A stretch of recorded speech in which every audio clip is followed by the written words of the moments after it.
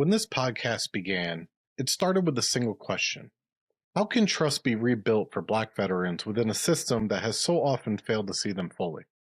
Each episode since has been a step through that question, peeling back the layers of history, of policy, and of human experience inside the Department of Veteran Affairs.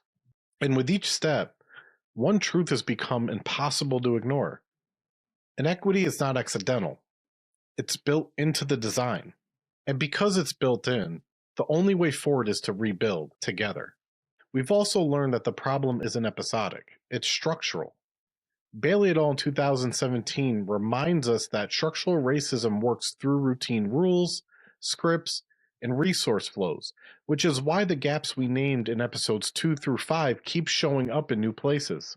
The GAO's equity review of VA disability decisions in 2023 makes the same point in audit form. When oversight doesn't track equity, unequal decisions can persist as business as usual. We saw that in claims disparities with Red et al. 2020, and MST PTSD related service connection odds with Weberman et al. 2024. We heard it in the clinic too. Lower satisfaction during PTSD examinations, communication gaps linked to outcomes in PTSD programs, and racially patterned experiences of empathy and respect. And when Washington et al. In 2023 published the Black Veteran Chart Book, inequity stopped being whispers and became visible. Exactly the visibility Bailey et al. In 2017 says is necessary to disrupt structural harm. Episode 9 takes the whole arc and turns it into design, co-design, standardized fairness, and transparent accountability. In this final episode, we're bringing it all home. This is where every theme we've explored, mistrust, exclusion, pain, representation, and data, converge at one intersection, the place where co-design meets accountability. Because if the system was built without Black veterans at the table, justice begins with inviting them back, not as participants, but as partners. Heath et al. In 2025 described co-design not as an optional phase of development, but as a structural default. A design logic that assumes equity only exists when those most affected hold power in shaping the system.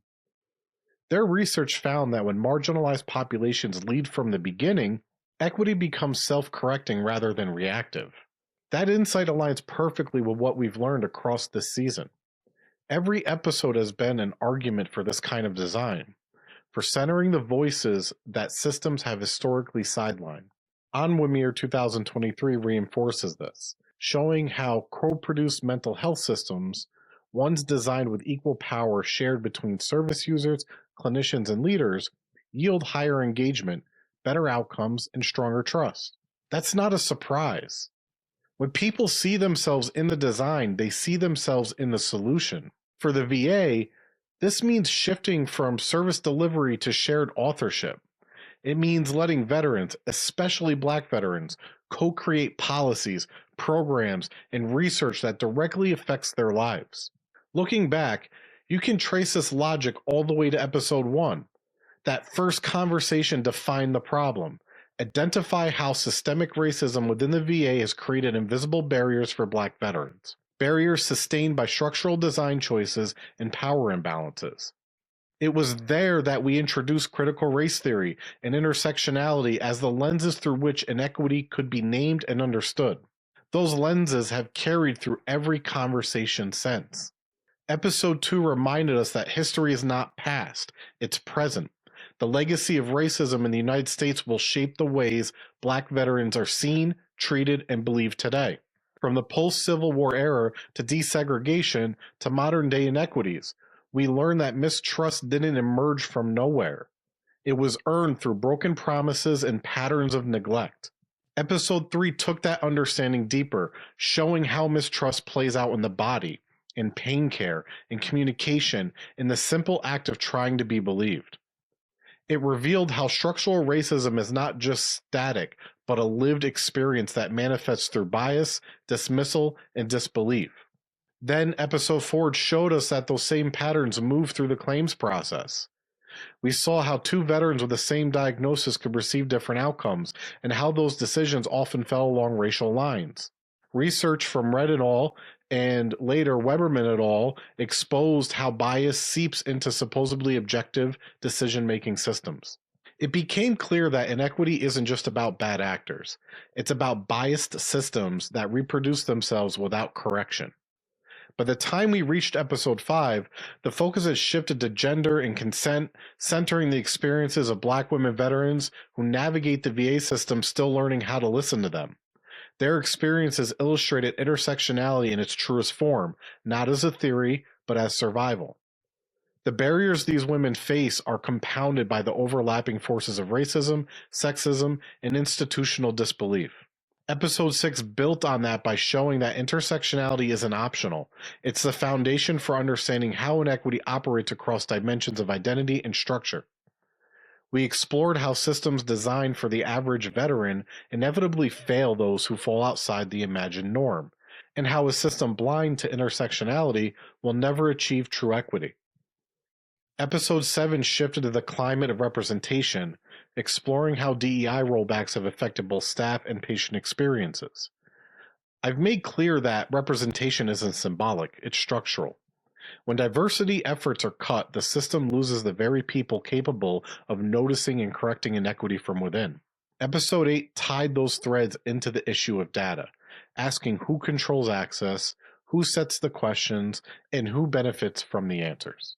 We saw that gatekeeping doesn't just hide inequity, it perpetuates it.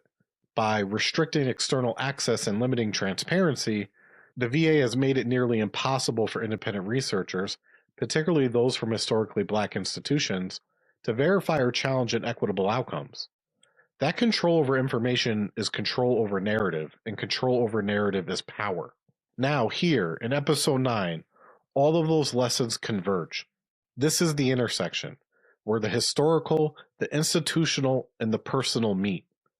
It's where theory becomes practice, and where trust becomes measurable through design. Here, we're talking about building the fix. Co-design is how we make sure the system doesn't just hear Black veterans, it listens to them. Accountability is how we make sure it keeps listening. Together, they form the blueprint for an equitable VA. But this isn't only about the VA. It's about how all systems, health, education, policy, move from acknowledgement to transformation. As Heath et al. In 2025 note, equity requires feedback architectures that turn participation into power. That's the real shift. Building systems that listen continuously, learn publicly, and adjust transparently.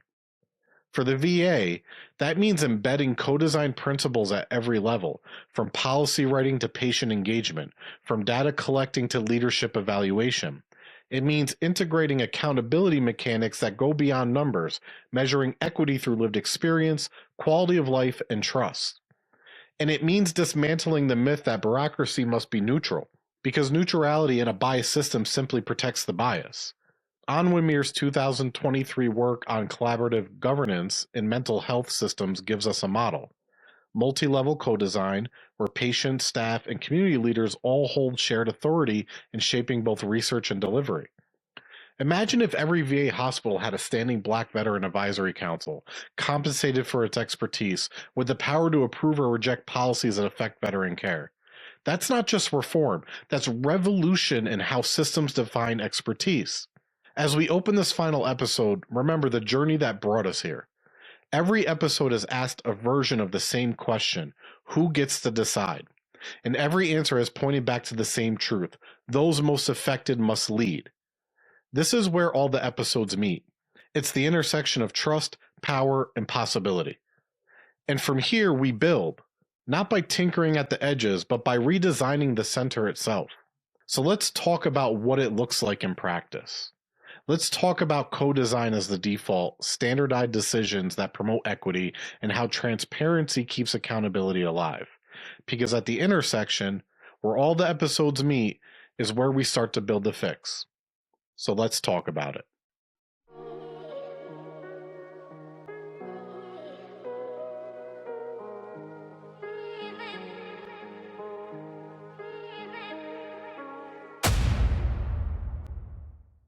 When you hear the word design, you might think of blueprints, plans, or systems on a whiteboard. But when we talk about co-design, we're talking about people, not processes. It's about who sits at the table when problems are defined, when solutions are drafted, and when success is measured. Because the truth is, systems don't just happen, they are designed by someone for someone. And for far too long, the system inside the VA have been designed around Black veterans, not with them. Co-design isn't courtesy. It's the countermeasurement to the mechanisms Bailey et al. In 2017 described. If inequity flows through who defines problem and proof, then Black veterans must co-author definitions, evidence standards, and success metrics. That's why we center veteran-led councils as standing governance, not pilots. It's also why we bring claims and clinic together here. The credibility gaps we saw in PTSD examinations and the outcome gaps in residential PTSD programs won't close without veterans co-writing examiner scripts, consent options, and evidence pathways. The same holds true for MST PTSD claims, where Black veterans face steeper denial odds. Co-design must specify trauma-informed choices, examiner gender, evidence collection approaches, and plain language rationales that veterans say feel fair. Heath et al. In 2025 described co-design as default infrastructure for equity. That phrase is powerful. It means co-design shouldn't be a pilot project or a special initiative that starts when funding appears and ends when it runs out. It should be the normal way work gets done. Equity, in their model, is not a goal. It's an operating condition. They write that when lived expertise is treated as essential data, feedback becomes architecture. In other words, the system itself learns. That's the shift the VA needs, from static to adaptive, from top down to reciprocal. And it's not theoretical. We've already seen what happens when veterans are treated as research subjects rather than research partners. Episodes 2 through 8 were filled with those examples. We saw what happens when data are closed, when clinicians are untrained in humility, when leaders think equity is a program rather than a principle. The outcome is predictable: mistrust, disengagement, disparities, and silence. So what does it mean to make co-design the default?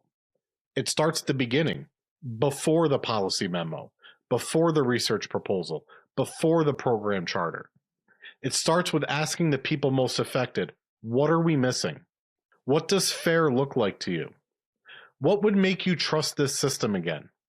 Anwamir 2023 writes that true co-production begins where professional expertise ends and lived experience begins. That's not an insult to expertise. It's a reminder that data without context is incomplete. Their research in collaborative mental health systems showed that when patients co-led treatment planning, the outcomes improved not just clinically, but relationally. Trust went up, follow-through improved, and perhaps most importantly, staff attitudes changed. They began to see collaboration not as permission, but as partnership. Now imagine applying that inside the VA. Instead of veteran feedback being collected at the end of a process, what if it defined the process? Instead of conducting equity audits after harm has occurred, what if veterans help design the systems that prevent harm in the first place? This is not wishful thinking, it's evidence-based design. Nelson et al. In 2020 outlined a framework for centering racial equity throughout what they called the data lifecycle. They broke it down into stages: collection, management, analysis, use, and sharing. At each stage, they asked a critical question: who benefits, who decides, who is missing? When you embed those questions structurally, bias can't hide as easily. And when communities like Black veterans have shared governance over the data, evidence becomes a tool for justice rather than a mechanism of control. The same applies to program design. When co-design is the default, you no longer rely on after-action surveys to capture veteran perspectives. Instead, those perspectives shape the initial conditions. That's the difference between inclusive consultation and shared authorship. Let's bring this home with a practical example. In episode 4, we examined disparities in PTSD and MST-related claims decisions. We saw that even when evidence was comparable, Black veterans, especially Black women, were less likely to receive service connection for PTSD. Weberman et al. 2024 quantified that inequity, showing that MST-related PTSD claims for Black veterans were 40% more likely to be denied than those for white veterans. Now, Think about how co-design could intervene before that happens. Imagine if Black women veterans who had filed MST-related claims were brought into a standing VA Claims Experience Council. Imagine if that council reviewed claims forms, examiner scripts, and communication templates, line by line, to flag language that re traumatizes or undermines credibility. That's not a focus group, that's co design, and it's measurable. You can track changes in claim outcomes, appeals rates, and satisfaction scores pre and post design. You can evaluate if disparities narrow, if trust scores improve, if the process feels less adversarial. Spoot and McLennan in 2020 argue that sustained equity in care requires systems of communication that make bias interruptible. They found that standardization, when done with input from affected communities, helps clinicians identify inequity in real time. Checklists, scripts, and prompts may sound mechanical, but when co-created, they humanize care. Because they don't just remind providers what to ask, they teach them how to listen. Co-design also transforms training. In episode 5 and 6, we discuss cultural humility, intersectionality, and gendered experiences of trust. Those aren't abstract ethics. They can be built into curriculum design, performance reviews, and mentorship systems. Clinicians should not only be trained to understand the impact of bias, they should be trained by veterans who've experienced it. That's what Heath et al. In 2025 meant by feedback as architecture. It's the difference between teaching empathy and institutionalizing it. We can also co-design at the leadership level. As Snyder 2023 demonstrated, representation in a leadership position directly correlates with organizational accountability. When leaders share identity and experience with the populations they serve, blind spots shrink. But representation alone isn't enough. Voice must be structured into decision making. That's why many public systems, from the NHS in the UK to all of the US initiative at NIH, have adopted patient and public involvement mandates that make co-design a compliance requirement. The VA could do the same.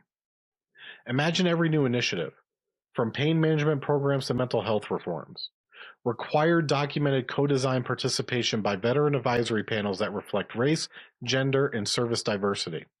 No sign-off, no launch. That would make co-design the default, not the exception. And those panels should be compensated. Rabbit et al. In 2024 are explicit about this. Equitable participation is funded participation. Without compensation, co-design risks becoming performative. Veterans should be paid consultants in shaping the very systems their lives depend on. Funding also signals respect. When the VA invests financially in veteran expertise, it communicates that lived experience is valued as knowledge, not charity. That message, that your story is data and your expertise is worth paying for, is how you begin to undo decades of institutional mistrust. Now let's talk about risk, the word that stops most co-design conversations before they start. Organizations often fear co-design because it sounds slow, expensive, or uncontrollable. But the cost of exclusion is higher. Look at what happens when Black veterans disengage because of mistrust.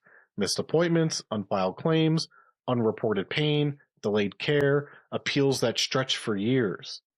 Each of those has financial costs, but they also have human ones. Mistrust doesn't just waste resources, it takes lives. In episode 3, we heard how disbelief can worsen chronic pain. In episode 7, we saw how dismantling DEI programs leads to higher attrition among staff of color, reducing care quality and increasing turnover costs. These are not separate issues. They are feedback loops of inequity. Co-design interrupts that loop by transforming mistrust into mechanism. When veterans co-create systems, they start believing in it again. And when belief returns, outcomes follow. Washington et al. In 2023 showed that inequities persist even when access appears equal. That's because equity is not just about getting in the door, it's about what happens once you're inside. Co-design asks what veterans see, feel, and hear when they enter the system, from the receptionist to the clinician to the claims officer. Each moment is a data point. Each interaction is a design decision. So let's imagine co-design as policy, not project. Each VA medical center could establish a Veteran Experience Design Council, meeting monthly to review ongoing processes and new initiatives. They'd have voting authority, not advisory input. Their recommendations would trigger workflow changes tracked in quality metrics. That's how you turn feedback into architecture. And yes, it would require infrastructure, staffing, training, time, but it would save exponentially more through reduced appeals, improved satisfaction, and higher retention of both patients and employees. We can also link this back to data transparency, as we saw in episode 8. Nelson et al. 2020 and Winker et al. In 2023 both noted that open data ecosystems yield better science and fairer policies. If the VA's Office of Health Equity and Data Governance Boards collaborated directly with Black veteran advisory panels, data access could be democratized without compromising privacy. Veterans could track outcomes that matter to them: how long it takes to resolve claims, how often pain is coded but untreated, where care gaps persist. This is how co-design meets accountability, by closing the loop between experience, evidence, and change. Culturally, this would also redefine leadership. Instead of leaders managing feedback, they'd steward relationships. Instead of programs being measured by volume, how many we serve, they'd measure the values, how many we heard. Heath et al. In 2025 call this design for dignity. It's the act of embedding respect into structure. It's recognizing that process can be healing or harmful, depending on whether they acknowledge humanity. For Black veterans who've endured centuries of dehumanization in medicine, policy, and war, dignity must be designed intentionally. That's why co-design can't just live in the Office of Health Equity. It has to be built into every department, every clinic, every claims division, every leadership review. It's not one office's job, it's everybody's standard. And it's measurable. Organizations that use co-design as default report higher trust scores, lower grievance rates, and faster innovation cycles. They don't just perform better, they learn better. That's the goal, a VA that learns in partnership with its people rather than experimenting on them. So when we say co-design as default, we're really talking about justice as routine. Not as apology, not as outreach, not as initiative, but as practice. It's the recognition that power sharing is not a threat to expertise, it's a requirement for truth. Because when you design with people, you don't have to convince them to trust you. The trust is built in. That's the fix. That's where rebuilding begins.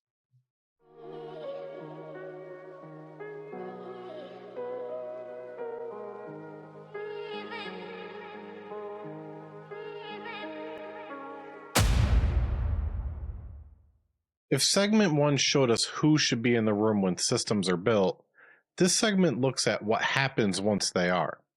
Because even the best designed systems fail without structure. Equity doesn't hold itself in place.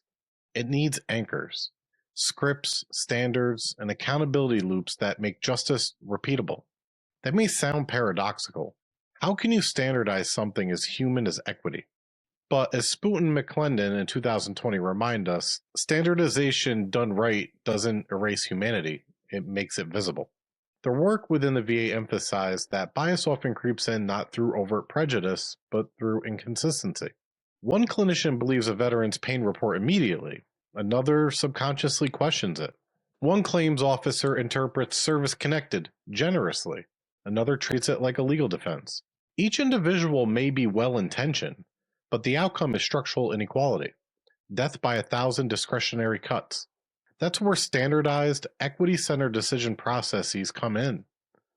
Because if we can standardize the right things, humility, validation, transparency, we can create systems that work fairly even when people vary. So for the case of structure, if structural racism works through routines, then equity must be routinized too. That's the point of humility scripts, bias interrupting prompts, and checklists co-written with Black veterans. They answer the communication gaps tied to outcomes in PTSD care and the lower satisfaction during PTSD exams, translating empathy and fairness into observable behaviors. Standardization also belongs in the claims lane, where studies show same diagnosis, different decisions, and steeper denials in claims, trauma-informed adjudication steps, parity checks by race and gender, and transparent rationales make justice repeatable. And because incentives drive behavior, leadership evaluations should include movement on veterans' experiences and access indicators, closing the loop Heath et al. 2025 described. Scripts and checklists aren't bureaucracy. They are how we make respect reliable. Let's start with humility. In episode 5, we explored women's health and the role of consent and trust. We saw that the simplest act of asking permission, "Would you like me to explain what's next?" can change how safe someone feels in care. That's standardized behavior. It's teachable, observable, and measurable. And it can be embedded at every level. Heath et al. In 2025 suggests that organizations treat humility as competency, not as personality traits. That means you don't hope people have it. You teach it, practice it, and assess it. One way to do this is through cultural humility scripts, co-designed with Black veterans. Scripts aren't about robotic delivery. They're about setting baselines. They remind providers of what must be said to make trust possible. For example, "I know the system hasn't always treated everyone fairly. I want to make sure you feel heard today. Is there anything about your past experiences with care that I should understand before we continue?" That's not a script to perform. It's a script to ground. It communicates awareness of history, validates mistrust, and invites partnership. When providers use language like that consistently, veterans start hearing something rare in institutional spaces: accountability. And the data supports this approach. Huseman et al. In 2020 found that perceived clinician empathy predicted treatment adherence and satisfaction among racially minoritized veterans. Communication training based on humility and respect led to measurable improvements in both. The takeaway is simple. Empathy isn't an accessory, it's a determinant of health. Now, let's talk about checklists, one of the most underappreciated equity tools in the system. We often associate checklists with aviation or surgery, but they also have power in addressing inequity, because they create reliability where bias thrives on inconsistency. Imagine a trust checklist at every point of veteran contact, from the receptionist to the claims examiner. Receptionist might check, "Did I greet the veteran by name? Did I explain delays? Did I acknowledge prior visits?" Clinicians might check, "Did I validate the veteran's report of pain or trauma without contradiction? Did I offer clear next steps and confirm understanding?" Claims officers might check, "Did I apply the same evidentiary standards as a similar prior case? Did I document rationale transparently?" Those may sound simple, but they're revolutionary when you realize how often they don't happen. As Spoot and McClellan in 2020 note, bias often manifests in what goes uncensored, in the silent variables of care. Checklists surface those silences. There's parallel here to what the data show about Black veterans reporting lower scores on communication and perceived fairness measures, even in clinics with comparable resources. Standardized prompts can change that. When clinicians are asked, "Did I explain the decision in a way that acknowledges the veteran's story?" it forces reflection. Reflection interrupts bias. Repetition makes it a habit. Now let's expand beyond individual behavior to system design. One of the biggest lessons from the series is that equity is measurable, if you're brave enough to measure it. That means tracking outcomes and traditional metrics ignore things like perceived respect, comprehension, and belonging. Without these measures, disparities stay hidden because systems only count what's easy to count. This is where standardized decisions meet quality of life metrics. Instead of only asking whether a claim was approved or denied, we should ask how the veteran experienced the process.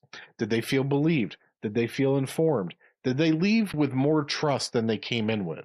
Those are data points too. Veterans who perceive empathy and fairness from their providers reported better clinical outcomes in the data, independent of diagnosis severity. That means perception isn't fluff, it's predictive. So we should standardize the measurement of dignity itself. In practical terms, that could mean revising VA performance dashboards to include trust impact indicators. A mental health team's score wouldn't just reflect appointment volumes or medication adherence, it would also reflect equity outcomes, broken down by race, gender, and service type. When disparities appear, they trigger review and support, not blame. That's what learning systems do. Let's take this higher, to leadership and incentives. Equity will never stick if it lives only at the program level. It has to live in promotion criteria. Onwinmere 2023 emphasizes that sustainable equity work depends on organizational reinforcement. If leaders and clinicians are evaluated on volume and efficiency alone, equity becomes optional. But if advancement is tied to equitable outcomes, it becomes non-negotiable. This is incentive alignment for justice. Imagine VA performance reviews where every supervisor, clinician, and program manager must report on equity impact. What inequities were identified this year? What actions were taken to reduce them? How did veterans' experience change? Those reports would be published internally, not as punishment, but as transparency. Accountability isn't about shame, it's about stewardship. Because if the goal is to build systems worthy of trust, the people in charge must be accountable for that trust. Training, too, must evolve. Traditional cultural competence modules often fail because they treat culture as trivia, facts to memorize rather than relationships to cultivate. Cultural humility training, by contrast, centers reflection and repair. It's ongoing, not one time. And when co-designed with veterans, it reflects lived realities rather than assumptions. In episode 5, we saw how women veterans reported feeling unheard or rushed during sensitive care encounters. Training that embeds consent-first language, trauma-informed tone, and acknowledgement of historical harms can transform those moments. And when training becomes mandatory, measured, and reinforced, it stops being optional empathy and becomes professional practice. Communication training should be tied directly to supervisory coaching and peer review. Clinicians who model humility could mentor others. Staff could review anonymized interaction transcripts to identify patterns of invalidation and learn alternative responses. That's how we move from awareness to accountability. The same principle applies to claims adjudication. In episode 4, we discussed disparities in service connection decisions, same diagnosis, different decisions. Reddit et al. 2020 and Rosen et al. 2014 both noted that examiner subjectivity shapes outcomes. Training raters and examiners in structured review processes with standard language, clear rationales, and bias flagging checklists can help close the gap.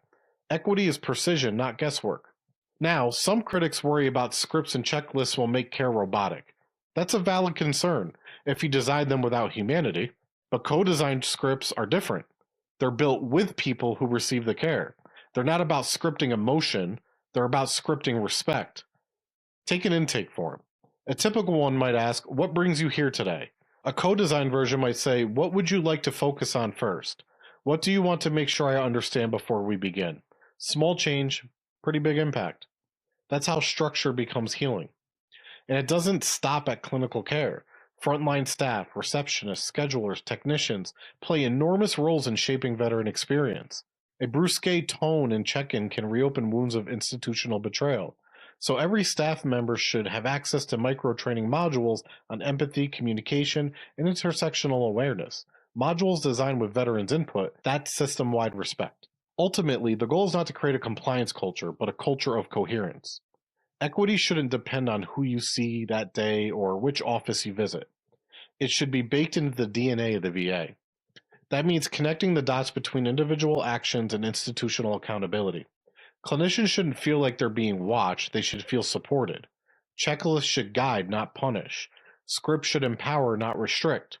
And veterans should know exactly what equitable care sounds like so they can recognize when it's missing. Because equity isn't a secret, it's a shared expectation. When everyone knows what respect looks like, it becomes easier to notice when it's absent. So, what would a standardized equity model inside the VA look like? It could start with 3 tiers. 1, patient-level practice. Co-designed scripts, humility statements, and communication prompts that ensure every veteran is seen and heard.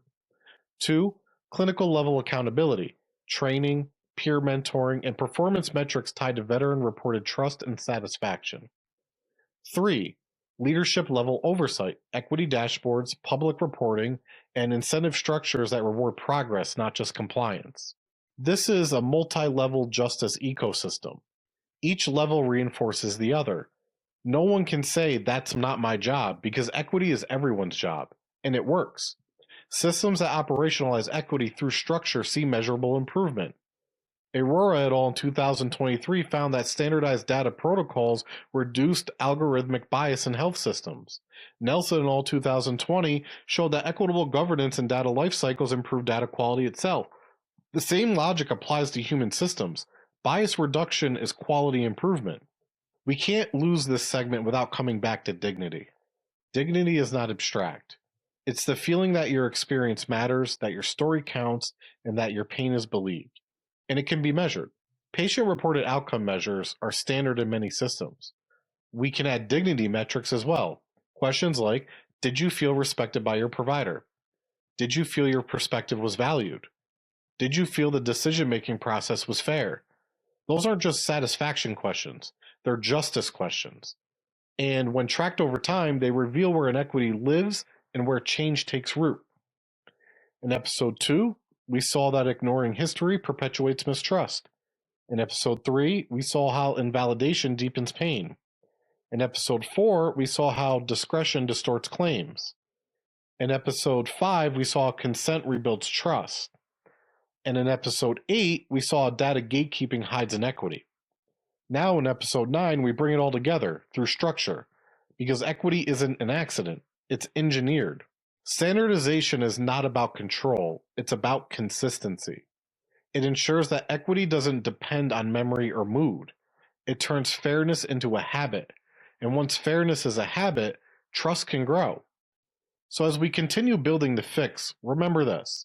Co-design gives us the blueprint, but standardization keeps the house standing. When the VA embeds humility in its scripts, respect in its checklists, and equity in its evaluations, it does more than serve veterans. It honors them. That's the work. That's the structure of justice.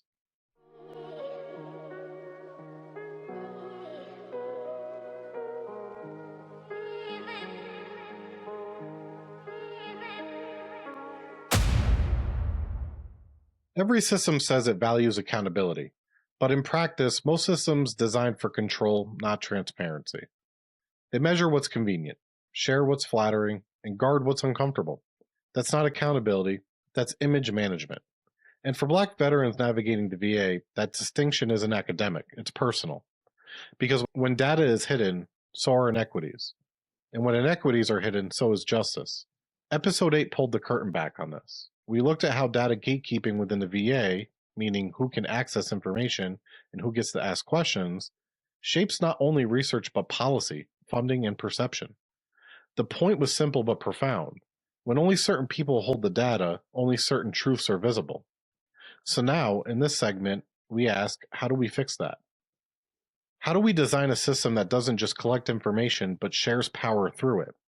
That's what this segment, Audit and Share, is all about. It's about transparency as infrastructure. It's about data as relationship. And it's about building feedback loops that make inequity impossible to ignore. Visibility is a fulcrum. The 2023 GAO report showed the costs when oversight doesn't track equity.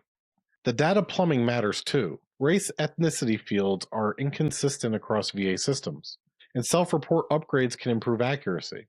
But transparency is more than accuracy, it's shared power. Community authorization and co-governance keep research from extracting value while withholding voice. Open science norms, equity, transparency, accountability make findings more legitimate and, crucially, more diverse in who does the science. When access is restricted, replication and reform stall. When standards and audits are applied to data and algorithms alike, blind spots shrink.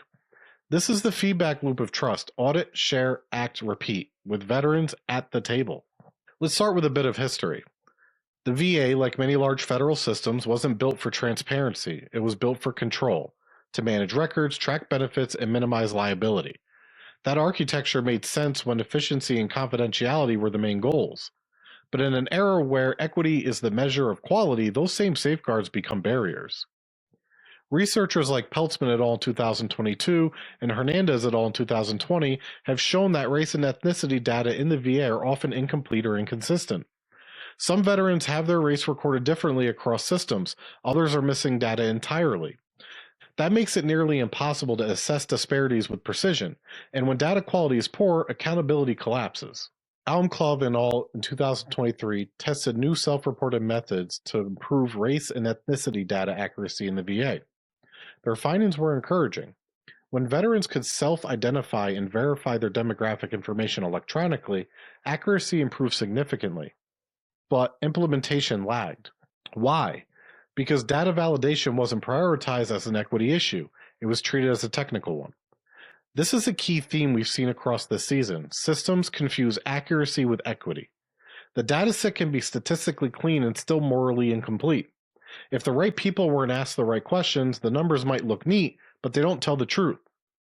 Nelson et al. 2020 warned about this in their framework for centering racial equity in administrative data. They argue that every stage of the data lifecycle, from design to dissemination, must be accountable to those whose lives the data represent. Otherwise, bias simply moves upstream and hides behind the math. We saw the results of that hiding in episode 4, where racial disparities in claims decisions were documented. Even though studies like Red et al. In 2020 and Weberman et al. In 2024 shed light on those inequities, there were only a handful of peer-reviewed analysis in existence. That scarcity isn't because the disparities aren't real, it's because independent researchers don't have full access to the VA's datasets. And without replication, the findings remain vulnerable to dismissal. As Kaplan 2014 recently wrote, when data access is limited, truth becomes negotiable. That's exactly what we see in equity research. A study documents disparities, but without access for external verification, dictators can claim bias or incompleteness. The cycle repeats. More data is needed, but the data stays locked away. Alberto et al. In 2023 warned that private and restricted data sets perpetuate inequity in AI-driven health research. When algorithms are trained on incomplete or non-representative samples, they reproduce the same biases that exclusion created. In the VA context, that means predictive tools might perform worse for Black veterans because the data defining normal doesn't include them. And it's not just about research. Data opacity affects policy. Without public-facing, intersectional reporting, policymakers can't see or choose not to see where disparities persist. That's why Washington et al. Titled their National Equity Report a chart book. It wasn't just data, it was a mirror. The data made inequity visible, forcing leadership to confront what veterans already knew. So how do we move from hidden data to shared accountability? It starts by treating audit not as punishment, but as practice. An audit isn't about catching someone doing something wrong. It's about making sure systems do right. Wesson et al. In 2023 described auditing as an equity safeguard, a structured way to identify where data and outcomes diverge. In big data systems, they argued inequity often shows up as blind spots, where entire groups are underrepresented or misrepresented. Routine audits bring those gaps to light before they harden into policy. In the VA, an equity audit could look like this. Each year, the Office of Health Equity would publish public dashboards tracking disparities in claims, decisions, appointment wait times, and satisfaction, broken down by race, gender, and service era, and many other intersectional identities. Independent academic partners and veteran-led organizations would review and verify those findings. When disparities are found, leadership must issue an action plan within 6 months. That's the audit and share loop. Find, verify, act, repeat. And the VA really stalls on act. And this isn't just idealism. Health systems that implement real-time equity audits have seen results. Lee et al. In 2024 found that when the VA solicited patient perspectives by race and sex, disparities in satisfaction and trust became measurable, and thus fixable. Measurement changes the behavior of institutions, not just individuals. Transparency alone isn't enough. Data without feedback is surveillance. Feedback without response is performance. To make accountability real, feedback must be built into the system's architecture. Heath et al. In 2025 refer to this as closed-loop accountability. In their model, data collection, analysis, and response all occur within a single governance cycle, co-led by stakeholders. When feedback comes in, whether from veterans, clinicians, or community partners, it triggers an automatic review process with shared decision rights. Imagine a veteran feedback portal linked directly to the VA's equity dashboard. A veteran submits a report describing bias or poor communication. That report's tagged by race, gender, and service branch, enters the dashboard visible to both administrators and advisory panels. Patterns are analyzed monthly.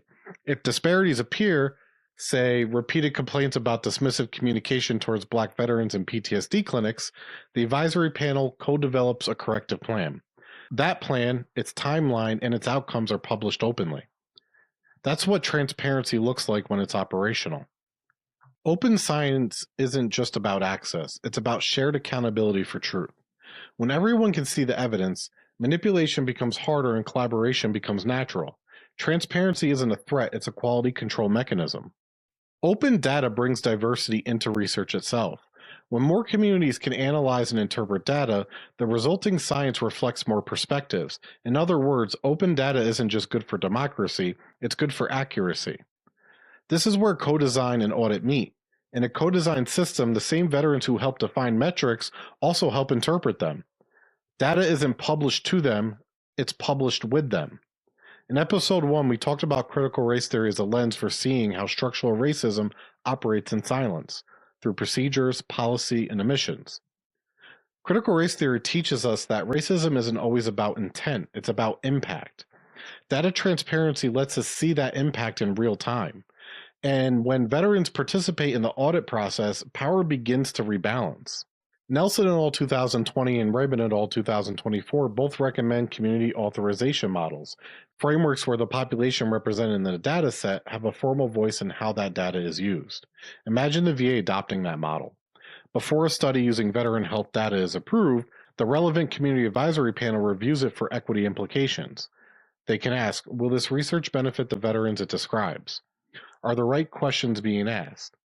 Are harms being minimized? That's shared power. That's what democratic data stewardship looks like. And it aligns with participatory care ecosystems, networks where patients and providers share ownership of both process and evidence. In those ecosystems, trust isn't a reward, it's a resource. And when trust is treated as data, systems change faster. Here's a different way to think about this. Data is not just numbers, it's relationships captured in code. When a veteran fills out a survey, checks a box, or answers a question, they are offering a piece of their story. That story deserves care. But in too many systems, once data is collected, it disappears into institutional vaults, unshared, unanalyzed, unused. That's a breach of relational trust. Equitable data practice means stewardship, not ownership. The VA shouldn't own veteran stories. It should care for them. That care includes making data accessible, interpretable, and actionable by the people it represents. Standards are essential for equity in data-driven systems. Without clear governance frameworks and representation requirements, bias creeps into both algorithms and policies. A transparent, standardized, co-designed data policy ensures not just fairness in access, but fairness in interpretation. This is also a workforce issue. Transparency can't work without capacity. The VA needs data translators, people who can bridge the technical and the human. Black veteran data fellows, partnerships, and cross-disciplinary equity analysis can play that role. These are not just token appointments, they are critical expertise. Let's return to the VA's current model. Right now, most VA data lives behind research firewalls, accessible only to approved investigators. That model comes from a place of caution, protecting privacy, ensuring rigor, controlling narrative. But as Nelson et al. 2020 warned, protection without participation perpetuates exclusion. In trying to guard data, systems end up guarding power. It's time for the VA to evolve from gatekeeper to guardian. A gatekeeper decides who enters, a guardian ensures everyone inside is safe. That's a profound shift. It means designing data systems that are both secure and participatory. This doesn't mean publishing personal records online. It means creating tiered access models that balance privacy with visibility. Aggregated data on race, claims, satisfaction, and outcomes should be public by default. Individual level data can remain restricted but accessible under equity-focused governance agreements. So let's pull it all together. Audit ensures visibility. Share ensures accountability. Together, they form the feedback loop of trust. In episode 2, we said you can't build equity on unacknowledged history. In episode 3, we showed how broken trust lives in pain. In episode 4, we saw inequity encoded in the claims process. In episode 8, we revealed how data gatekeeping hides inequity behind bureaucracy. And now we close the loop. Transparency is the bridge between past harm and future justice. When data is open, history can't be erased.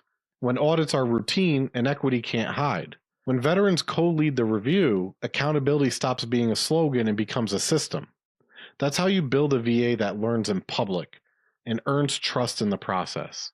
So audit and share isn't just a step in a process, it's a new foundation. Because the opposite of mistrust isn't blind faith, it's transparency. And that transparency must be designed, measured, and protected, not for the sake of data, but for the sake of people. That's how we close the loop. That's how we move from equity as rhetoric to equity as routine. That's how we make trust visible.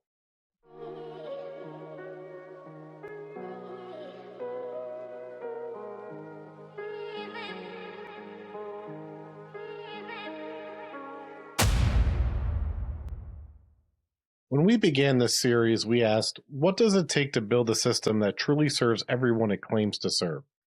Across 9 episodes, we followed that question through history, pain, and policy, and discovered inequity isn't accidental, it's designed. But design cuts both ways. If inequity can be built, equity can be built too. When we take a look back at episode 1, we named the problem and defined our lens. Critical race theory, intersectionality, Black authoritative knowledge, and trust as a mechanism. In episode 2, we traced the roots of racism in America and showed how mistrust among Black veterans isn't paranoia, it's memory. In episode 3, we made it personal, exposing pain care, inequities, and disbelief. Episode 4 took us into the claims process, where the same decision led to different diagnosis among Black and white veterans. In episode 5, we centered women's health, consent, and safety, introducing us to the importance of intersecting identities. In episode 6, we deepened the intersectional lens, showing why ignoring identity overlaps guarantees failures in an incomplete picture. In episode 7, we examined representation and DEI rollbacks. In episode 8, we confronted data gatekeeping and how limited access keeps inequity invisible. And in episode 9, today, we brought it all together. Co-design, standardization, audit, share. The scaffolding of a system that earns trust instead of expecting it. Looking ahead, building the fix requires co-design as the default. This is a call for feedback as architecture. This is a call for co-production. When veterans co-author the systems that affect their lives, trust becomes structural. It also requires standardized decisions that promote equity. Fairness fails without consistency. Scripts and checklists turn empathy into something teachable and measurable, because justice that depends on personality isn't justice, it's luck. And it requires transparency. Making equity visible changes the conversation. Equity demands visibility across every stage of the data lifecycle: audit and share, measure and act. And there's a human core. Systems change lives, but relationships sustain them. As Bowleg in 2012 reminded us, intersectionality demands proximity. Listening even with truth brings discomfort. Equity is built person to person, moment by moment, when clinicians listen fully, leaders share power, and veterans claim authorship. So our call forward is that trust isn't a feeling. It's an outcome built through humility, accountability, and transparency. The VA doesn't need perfection. It needs honesty and systems that learn out loud. History repeats only when we refuse to rewrite it. This series has been an act of rewriting, restoring Black veterans to the center of their own story. So here's to the builders. The veterans who persist, the clinicians who stay curious, the researchers who share data, and the leaders who make room for others. You are all part of the fix. Thank you for taking this journey with us. Taking the time to listen to the voices of Black veterans is the first step. Now we must take action. The inequities faced by Black veterans is undeniable, so the only path forward is to work on creating equity for Black veterans, by Black veterans, to show them the respect and dignity that they deserve. To tell them we hear you, we see you, and we support you.